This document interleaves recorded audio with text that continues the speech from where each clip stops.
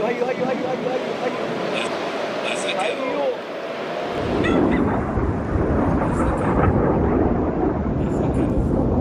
It began with whispers, satellite images, a low rumble across military briefings in Washington, Tel Aviv, and Brussels. Something was coming, but no one imagined this. Just hours after Israel launched what many are calling one of the most provocative air raids on Iranian soil in decades, targeting nuclear sites, military command posts, and allegedly assassinating high-level Iranian scientists, Tehran delivered its answer, not through press conferences, not through proxy militias, but through fire. That night, the Israeli sky turned into a war zone. Radar screens overloaded, sirens screamed, civilians sprinted for bunkers in Tel Aviv, Jerusalem, Ashdod, and Beersheba. Israel's most fortified city, its beating heart of technology and commerce, came under direct attack. Smoke poured from its southern districts. Explosions rocked its industrial zones. Israel's Iron Dome flared, but even it began to collapse under the sheer volume. Hundreds of missiles and drones, including Iran's most advanced ballistic weapons, had been launched simultaneously. And for the first time in years, Israel's myth of invincibility was cracked open on live television. What exactly happened that night? Why did Iran respond so fiercely? How did its missiles bypass one of the most advanced air defense systems in the world? In this video, let's break it down. The conflict didn't begin that night. It had been boiling for years. But this phase erupted when Israeli jets, with reported logistical backing from the United States and NATO-aligned states, carried out deep penetration airstrikes inside Iranian territory. Their targets were not just military outposts or proxy networks. According to multiple reports, the targets included nuclear research facilities, command centers, and even communication hubs, vital to Iran's internal command structure. What pushed the envelope further was the alleged assassination of several Iranian nuclear scientists and key figures in the Revolutionary Guard. Though no state immediately confirmed these deaths, Iran's top media outlets and military officials accused Israel of an act of war, one that breached every diplomatic and moral threshold. And unlike past provocations, Iran didn't wait. There was no denial, no diplomatic protest. The answer came with speed and volume that shocked not only Israel but the global community. When the first wave came, it was not a single volley. It was a storm, methodical, relentless, and terrifying in its coordination. From launch sites deep within western Iran, many located in hardened underground silos near Kermanshah, Hamadan, and Loristan, the Islamic Revolutionary Guard Corps fired over 150 ballistic missiles toward Israeli territory in one of the largest state-on-state missile attacks in recent Middle Eastern history. These were not symbolic rockets or crude projectiles from the past. This was Iran's A-list arsenal, including the Shahab-3, a medium-range missile capable of reaching Tel Aviv with a payload designed to cause substantial infrastructural disruption, and the Sejil, a solid-fueled ballistic missile built for fast launch and minimal interception windows. Mixed within the barrage were variants of newer, unnamed solid-fuel designs, possibly prototypes of Iran's growing hypersonic missile program. But this wasn't just about the missiles.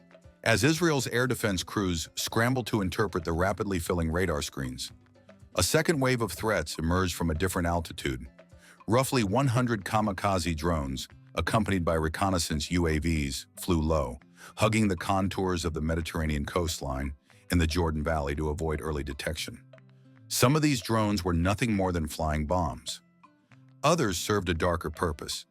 They were spotters, feeding live coordinates back to ground controllers in Iran to adjust missile trajectories in real time.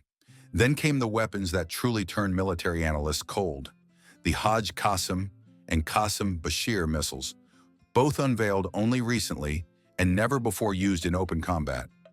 These advanced models were named in honor of General Qasim Soleimani and his legacy of strategic warfare.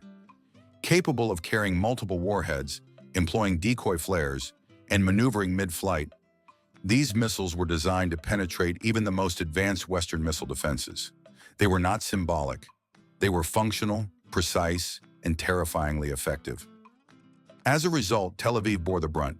The attack was not random, it was targeted.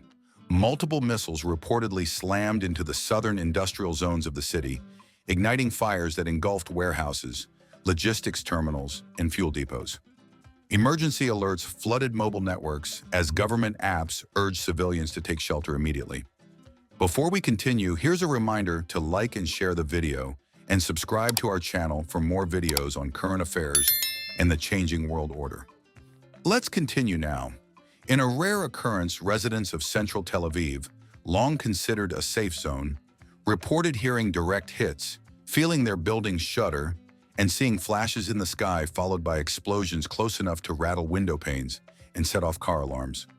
More alarmingly, the Kiryat, Israel's heavily fortified military headquarters in central Tel Aviv, was confirmed to have been struck. While the Israeli Defense Forces downplayed the damage, Iranian state TV broadcast footage, allegedly from reconnaissance drones, showing smoke plumes rising near what they claim was a segment of the Kiryat's perimeter. Whether direct or indirect, the implication was devastating. Even Israel's most secure military installation was not untouchable. Jerusalem also saw the night sky light up, not from fireworks or sirens alone, but from Iron Dome interceptors crisscrossing overhead, attempting to block incoming threats. While many projectiles were neutralized mid-air, explosions echoed through the surrounding hills. In panic, entire neighborhoods emptied into bunkers, and underground parking garages turned into makeshift shelters. City streets, once quiet after dark, now pulsed with chaos. Further south, Ashkelon and Beersheba were overwhelmed. Emergency service frequencies were saturated. Ambulance sirens wailed. Entire neighborhoods lost power for hours. Buildings collapsed under impact or from the shock waves of intercepted missiles overhead. Gas lines exploded. Fire departments couldn't keep up with the cascading calls. At one point, residents in Ashkelon uploaded videos of a school struck by falling debris, flames licking its edges. By dawn, the sun revealed not just structural damage, but psychological trauma. Dozens of missiles had slipped through Israel's layered, highly advanced air defense network. And even more significantly, the symbolism was clear. Iran had managed to reach deep into the Israeli homeland, targeting not just military outposts or border towns, but the nerves, lungs, and heart of the country. It was more than a counterattack. It was a declaration, one that said, "We can reach you, and we will if provoked." However, a question arises here. How did the Iron Dome fail to stop the missiles? For over a decade, Israel's missile defense systems have been the envy of the world. It is a multi-tiered wall of technological superiority constructed from billions of dollars in research, American military support, and continuous upgrades.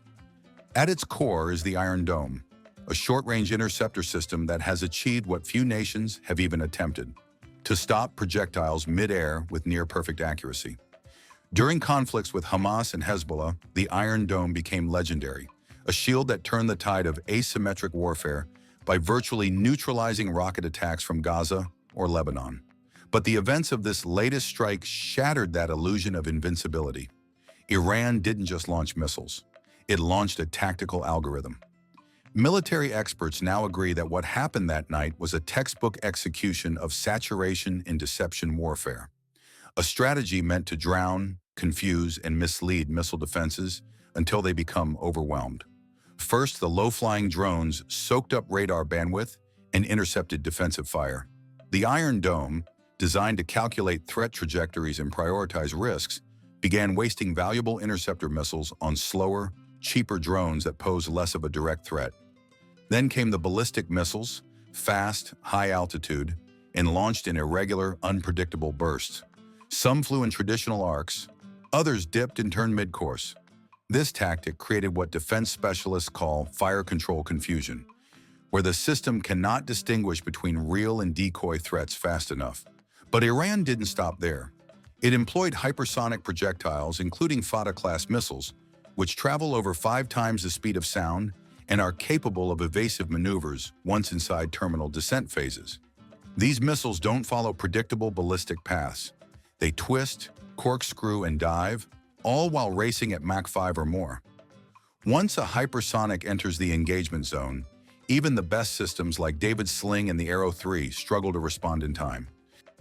What made the Iranian strike especially dangerous was that the hypersonics were not launched alone. They were launched in the middle of the drone swarms and standard ballistic waves. This meant the Iron Dome and its companions had to decide, in milliseconds, which targets were real, which were priority, and which were even interceptable. The system wasn't designed for that level of chaos. Israeli officials, in their immediate response, claimed an 80 to 85% interception success rate. On paper, that's still impressive. But in real terms, that remaining 15 to 20% of missiles represented a dozen or more direct hits on infrastructure, military command centers, civilian buildings, and symbolic targets like the Curia. That percentage was no longer a margin of error. It was a hole in the shield, and the entire world saw it. And therein lies the strategic victory for Iran.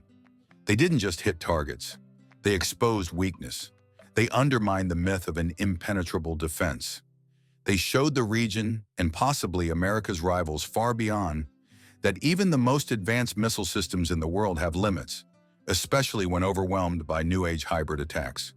In private, Israeli military brass reportedly admitted the attack was the most complex and sophisticated aerial assault ever launched against the country.